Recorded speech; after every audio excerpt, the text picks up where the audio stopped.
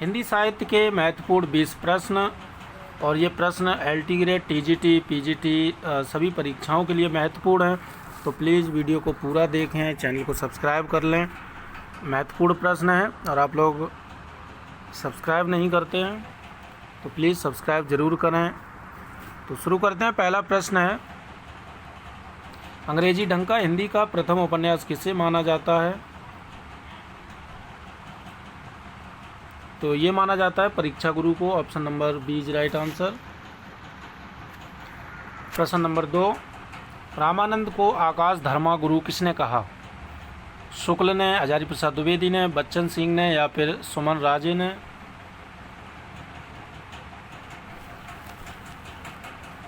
तो रामानंद को आकाश धर्मा गुरु कहा है option number B, Hazari Prasad Dwivedi ने।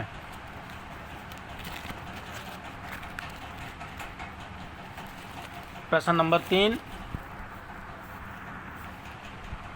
बच्चन सिंह ने किस निबंधकार को व्यक्तित्व व्यंजक निबंधकार माना है?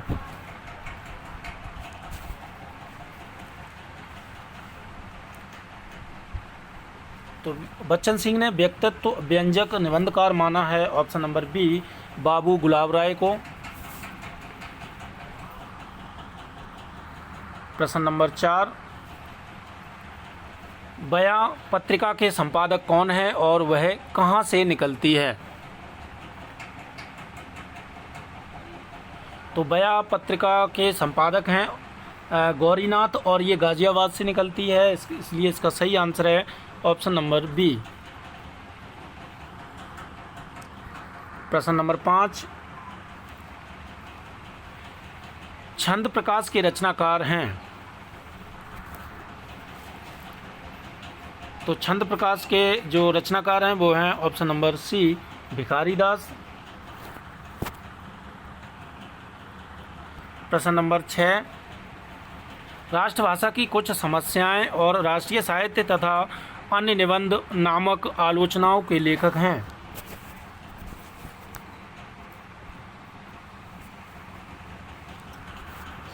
तो इसका सही आंसर है option number D, Ram Kumar Verma. प्रश्न नंबर 7, कामायनी को हिंदी में ताजमहल के समान किसने माना या किसने कहा?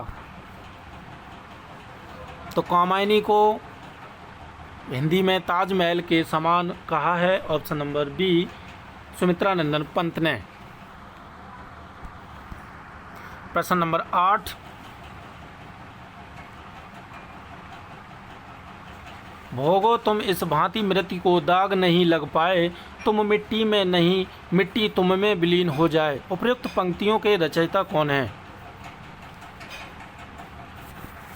तो ये महत्वपूर्ण पंक्ति है, भोगो तुम इस भांति मृत्यु को दाग नहीं लग पाए, तुम मिट्टी में नहीं मिट्टी तुम में विलीन हो जाए।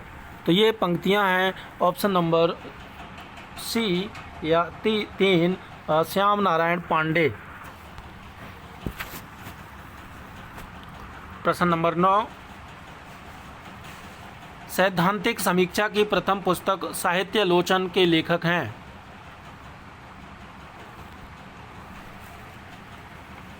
तो ये साहित्यालोचन के जो लेखक हैं वो हैं ऑप्शन नंबर ए, श्याम सुंदर दास। प्रश्न नंबर 10, प्रसाद की द्विवेदी युग कविताओं का संग्रह है? तो जयशंकर प्रसाद की द्विवेदी युग की जो कविताओं का संग्रह है वो है ऑप्शन नंबर बी, चित्राधार। प्रश्न नंबर 11, प्रेम पथिक का ब्रजभाषा स्वरूप कौन सी पत्रिका में प्रकाशित हुआ? तो ये हुआ ऑप्शन नंबर ए, इंदु पत्रिका में। प्रश्न नंबर 12, हिंदी के अधिकांश अलंकार ग्रंथ संस्कृत के किन 2 ग्रंथों के अनुकरण पर रचे गए हैं? तो हिंदी के अधिकांश जो अलंकार ग्रंथ हैं संस्कृत के कुवलयानंद और चंद्रालोक पर रचे गए हैं।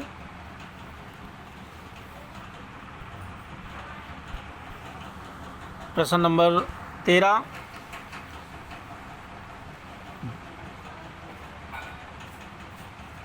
भूप भूषण के रचयिता हैं। तो इसका सही आंसर है भूप भूषण के रचयिता हैं कर्नेश, ऑप्शन नंबर बी। प्रश्न नंबर 14, विश्व साहित्य में निबंध विधा के जन्मदाता माने जाते हैं। तो विश्व साहित्य में निबंध विधा के जन्मदाता माने जाते हैं, ऑप्शन नंबर ए बेकन। प्रश्न नंबर 15, आँखें मूंदवे के मिस आने अचानक पीठ उरोज लगावे किसकी पंक्ति है। आँखें मूंदवे के मिस आने अचानक पीठ उरोज लगावे, ये पंक्ति है ऑप्शन नंबर ए मतीराम की। प्रश्न नंबर 16, सुजान विनोद के रचनाकार हैं।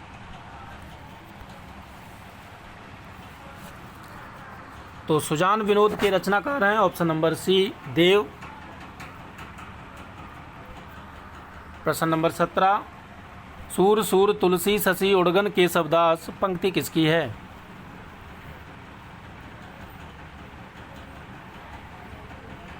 तो ये पंक्ति है भिखारी दास की, option number C is right answer. प्रश्न नंबर 18, हिंदी साहित्य में कण्वक शैली के प्रथम प्रयोक्ता माने जाते हैं। तो हिंदी साहित्य में कण्वक शैली के प्रथम प्रयोक्ता माने जाते हैं, ऑप्शन नंबर बी सरहफा।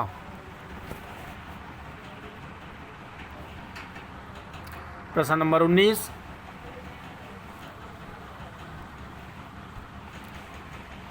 उल्कापात धूमकेतु तूफान अथवा बवंडर नामक उपमा से निम्नलिखित कौन सा कहानीकार जाना जाता है। तो उल्कापात धूमकेतु तूफान अथवा बवंडर नामक उपमा से जो कहानीकार माने जाते हैं वो माने जाते हैं Bechan Sharma Ugra, option number B is right answer. प्रश्न नंबर 20, फागु की भीर अभीरन में गही गोविंद ले गयो भीतर गोरी पंक्ति के रचनाकार हैं। तो फागु की भीर अभीरन में गई गोविंद ले गए भीतर गोरी, ये पंक्ति है ऑप्शन नंबर सी पद्माकर की। तो ये थे महत्वपूर्ण 20 प्रश्न अच्छे लगे हो तो प्लीज़ वीडियो को लाइक शेयर और चैनल को सब्सक्राइब जरूर करें प्लीज़। तो आगे अच्छे और महत्वपूर्ण प्रश्न लेके आएंगे। Thank you.